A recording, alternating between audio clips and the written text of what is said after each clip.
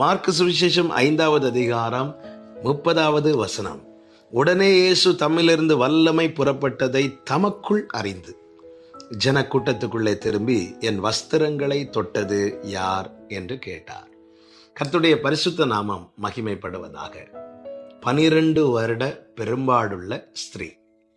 வேதம் சொல்லுகிறது, அதனுடைய 26வது வசனத்துல, அநேக வைத்தியர்களால் மிகவும் வருத்தப்பட்டு தனக்கு உண்டானவைகளை எல்லாம் செலவழித்தும் சற்றும் குணமடையாமல் அதிக வருத்தப்படுகிற பொழுது, அநேக வைத்தியர்களை போய் பார்த்தாச்சு, எத்தனையோ ஹாஸ்பிட்டலுக்கு போயாச்சு, எவ்வளோ மெடிசின் எடுத்தாச்சு, எத்தனை மருத்துவம் உண்டு எல்லாம் பார்த்தாகிவிட்டது, சற்றும் குணமடையவில்லை.